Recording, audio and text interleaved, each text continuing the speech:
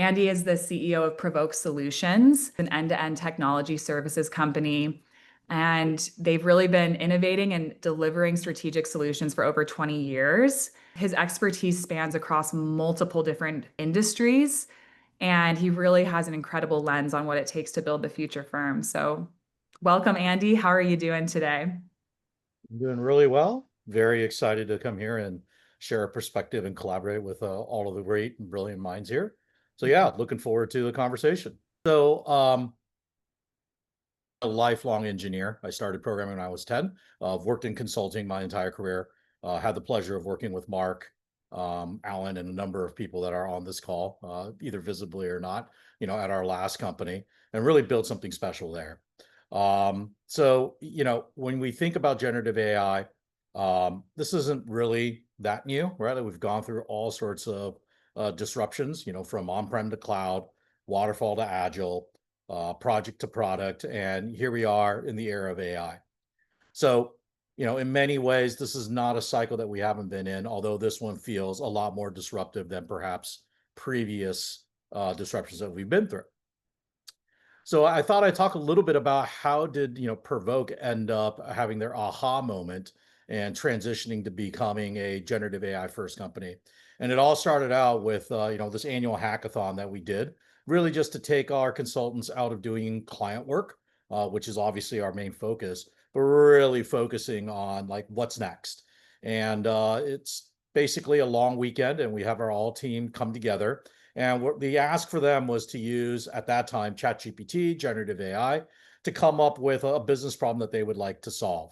And there were so many awesome ideas that came out of it. But the one that really stood out to us was using generative AI as a means to overcome the force of friction and the level of human effort it typically takes to get automated testing going.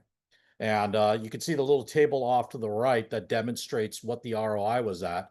And we were actually able to, put together a solid enough POC. I should say the team was able to put together enough of a solid POC to demonstrate the ability to deliver these types of numbers, all in a long weekend. And that's when me and Jenna, who's our chief customer officer, had this big aha moment that this is going to change everything. And that as a services company, if we don't start aligning how we go to market, how we operationalize our team, that we would be in trouble. And so that was the beginning of our 2.5-year journey. Why is generative AI, specifically agentic AI, so transformative? Well, if you look at it just in a very simple, comparison between the old chatbots and AI agents, I won't read through everything, but in summary, there's a bit of intelligence, there's a bit of learning, there's a bit of adaptability that comes with agents that chatbots simply didn't have. Chatbots were, for those of you that are more engineering focused, a sequence of if then else statements, right? And agents don't do that. Agents actually take context into consideration before formulating a response. And so as we see more and more of AI agents roll out, the level of interaction and the accuracy that they produce their results is above and beyond what chatbots were ever able to do. Okay. And it's not all hype, right? One way to compare this is, for those of you that are familiar with Teslas, there's two modes. There's, essentially the cruise control, but you don't have to, do anything else, and it stays in its lane and doesn't do anything else. Kind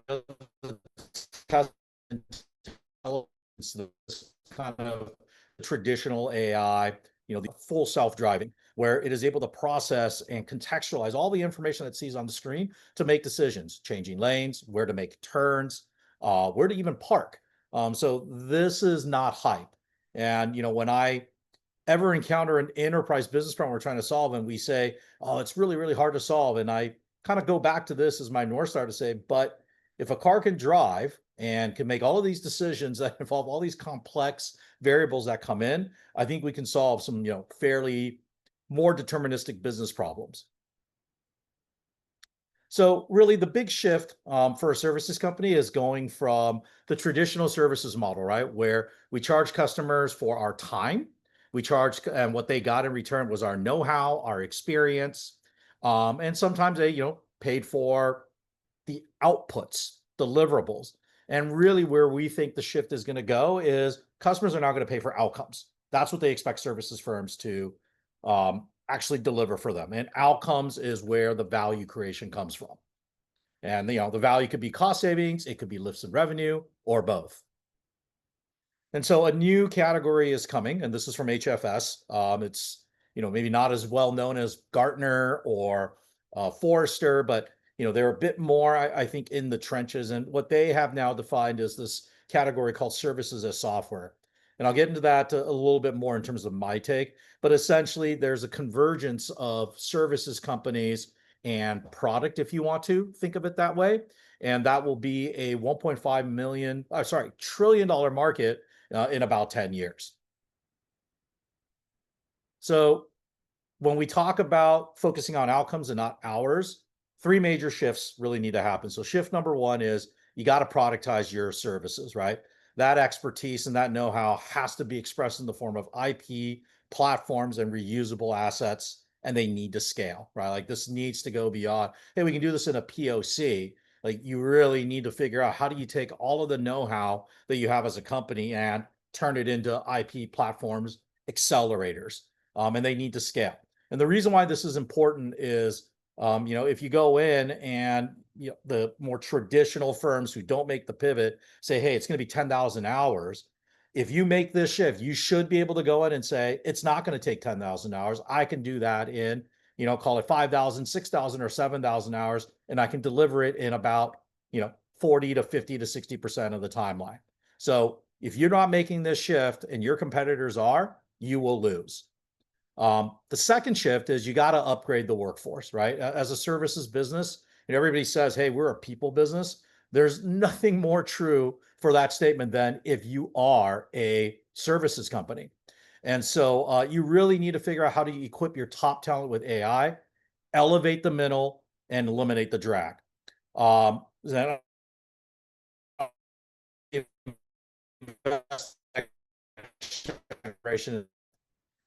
what we mean is just an opportunity. Like I think all services firms are going to be able them to do the things that make them A players.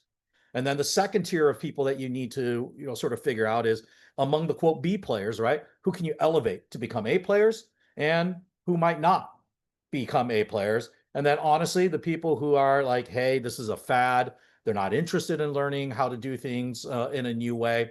They're not training themselves up on the new tools or using the tools that you train them up on. Like those are parts of the workforce that you have to make some hard decisions on.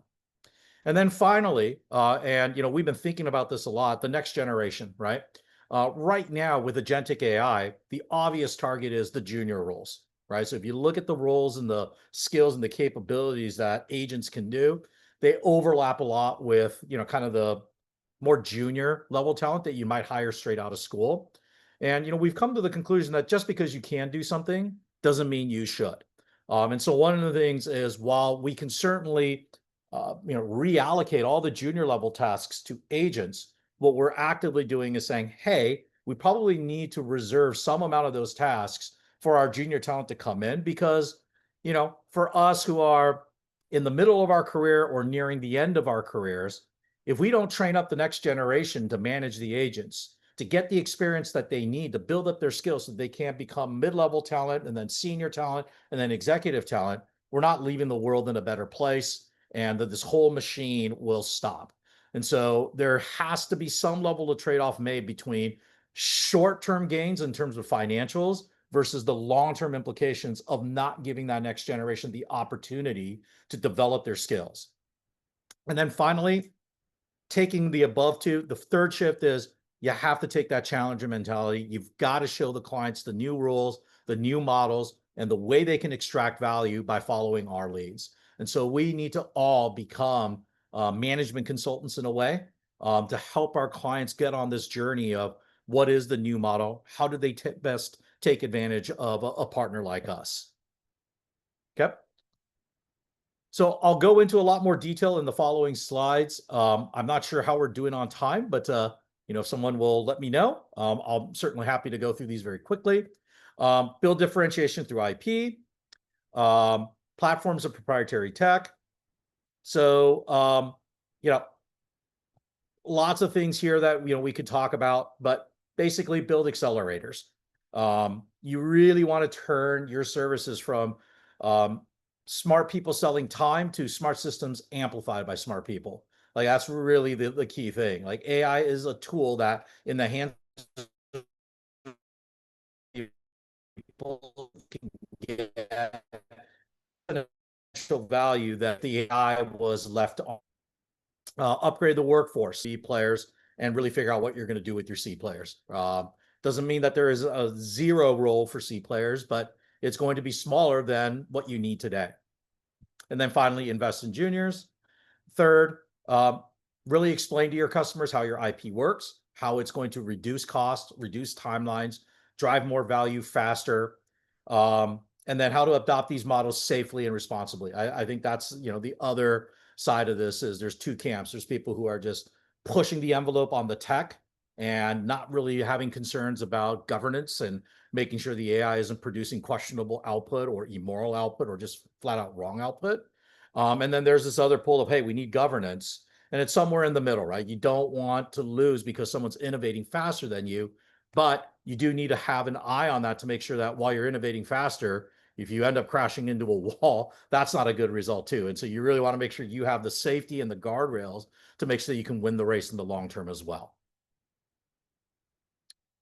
And then, if you get all of these shifts to align, you'll get a firm that is built on defensible IP. So clearly, IP isn't IP if somebody can copy it in a week. So, be really thoughtful about what you consider IP and what you're selling as IP. Getting your A talent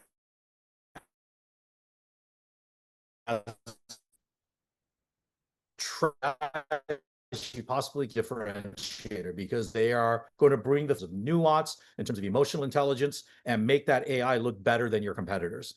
And then finally, work with customers that understand your value, right? Customers are all on a spectrum as well. So if customers are really struggling with the concept of AI and how that can help their business, you really got to evaluate how much time are you going to invest in them, kind of get them to a basic level of adoption that you can actually show your best customers are going to be as you push this new model out.